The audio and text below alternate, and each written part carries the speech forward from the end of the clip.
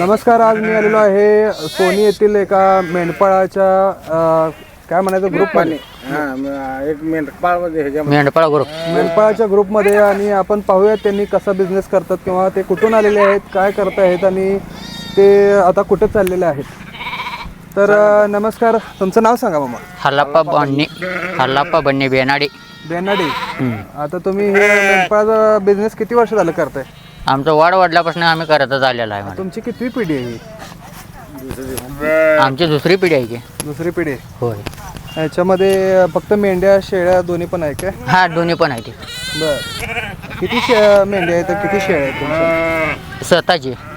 स्वतःची आपली एक 150 आहे ती. 150 आहेत. आणि हे सगळं ग्रुप मिळून तुमचं सगळं मिळून एक 1000 आहे ती. 1000 आहेत. आणि आता तुम्ही कुठून आला म्हणला? आम्ही तिकडे सांगोल्याकडनं आला. सांगोल्याकडनं. म्हणजे पहिलं तुमचं मुळगाव निपाणी. हा, लिपाणी. निपाणीवरनं कुठे गेला? लिपाणीवरनं असं ठेया टाकत सांगोल्यापत्र गेला. सांगोल्यापर्यंत. सांगोल्यातनं आता माघारी परत निपाणीला. हा, आणि लिपाणी. आणि कधी निघालेलं निपाणीतनं? बेंद्राला. बेंद्रावरनं आता हे आलं, दिवाळी संपली. दिवाळी संपल्यावर तुम्ही आता माघारी चालले. होय. आता परत कधी येणार? पुढच्या वर्षी बेंद्राला. बेंद्रालाच. मग तेवढे दिवस, बाकीचे दिवस काय करता तुम्ही? आम्ही आता 3 महिने बाहेर राहतो. 6 महिने गावात. 6 महिने गावात. हो. बरं. मग गावात काय व्यवसाय असतं? काय हेच असते? हेच व्यवस्था. हां. मग ह्याचं नियोजन कसं करतं? ही मेंढर कुठली, ती मेंढर कोणाची, कसं समजते ते आपल्या कोपऱ्यावर आपल्या हळी मारली. हळी मारलं दाखवत आहे का कशी असते हळी मारली? आपले येते ते ठर गाठलं तर का नाही, आपल्या कोपऱ्यावर येते ते. जर दाखवा बघू एखादं. मग खांद्या जर भरत नाही तिकडे, असं आपली त्यांची ओळखून त्याने हाणून घेते ते. हाणून घेते काय? असं काय त्याच्यावर काय निशाण वगैरे काय नसते का त्याच्यावर? काय नाही. प्रत्येकाला समजते की आपली मेंढर कुठली. हा, आपल्याला समजते ते. आपलं एक शाळा शिकल्यासारखं आहे होई. हां. आणि आपल्याला लिवाय वाचाय काय येत नाही. आपल्याला वाढल्यापासून आम्ही ह्या धंद्यात आहे म्हटल्यावर आपल्याला ओळख जनावर ओळखते. एखादं गेलं पेलं तरी अमक्या कलरचं गेले म्हणून असं सांगतो आम्ही. सांगतोय काय? व्यवसाय म्हणजे कसं उत्पन्न मिळतं याच्यातून? हे बारकी पिल्ली जलमलेली, ते मादी असलेली मेढा सोडायची, नर असलेली एकायची. बर. ते होतं पण आपल्याला येतोय. आणि मेंढर बसवलेली मालकानं काय पोटाला कोण पैसे देतोय, कोण धान्य देतोय, ते आपल्या पोटाला होतोय. आता सगळं मोबाईलचं युग आलंय, सगळं नवीन पद्धतीचं आलंय.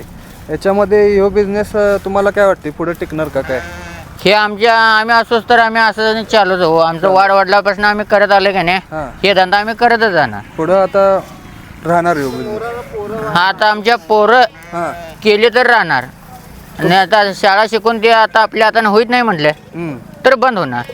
शाळा शिकतात पोरं? हा, पोरं शाळा शिकते. बरं आहे. तुमच्यातला ते खालचं एक मेंढपाळाचा मुलगा झाला की हे ते बेरुडोने, तो चांगला हे झाला. आणि आता पोरं कितवीपर्यंत शिकतात का शाळा? आता आपला पोरगा आता 12वीला आहे. 12वीला आहे. चांगला आहे. आता पुढे शिकवणार आहे का या धंद्यात परत? हे नाही, त्याला शिकवणार आहे. आता एकट्याला आणलाय नाणग्याला मेढ्यात. बर. हे योजना बंद होईल म्हणून असं योजना हे चालूच असणार हो आमचा. होय. पण आता हे योजनेमध्ये आता चालू आहे की महाराष्ट्र शासनाने अनुदान वगैरे दिले. हे पण बिझनेस काय वाईट नाही. होय, चांगला आहे. खरं आपलं जरा कष्ट आहे. कष्ट असल्याशिवाय काय उपयोग नाही. आणि ह्याच्यामध्ये आता तुम्ही जास्त तुमचा बाळूमामाला मानताय? होय, आम्ही बाळूमामाला मानतोय. मग बाळूमामाचं याच्यावर तुम्हाला कधी असं काय जाणवलंय का याच्यामध्ये की बाबा बाळूमामाने तुमची मेंढरं वाचवलेत किंवा काय असं? हो, वाचवलंय, जाणवलंय. म्हणजे आम्हाला काय तर सांगा की. कष्ट आला काय तर पुढं हे व्हायला लागलं तर आम्ही देवाचं नाव घेतो. ते कष्ट आपलं बाजूला होतोय. आणि ह्याचं पावसाचं भाकीत वगैरे दिलं ते बाळूमामाने, ते खरोखर झालं? ते होईत झाले. बरोबर आहे. आणि आता तुम्ही नवीन पिढीला काय सांगाल? म्हणजे आता इथलं पुढे जे आता नवीन आता युग आलंय याच्यात तुम्हाला काय सांगाल नवीन पोरांना? नवीन पोरासने काय, आता शाळा सुटून आल्यावर पोरग त्याला अजून ह्या व्यवसायातलं काही सुद्धा कळत नाही. त्याला आम्ही अजून 2-3 वर्ष त्याला शिकवायला लागते.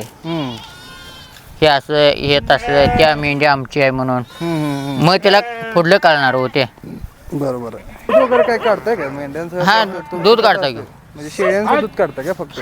शेळ्यांचं काढतो, मेंढरांचं काढतो, दोन्ही पण काढतो. बर. आणि ते पिल्ली मोठी जाऊन पिल्ली एकलाव हा. तर काढतो.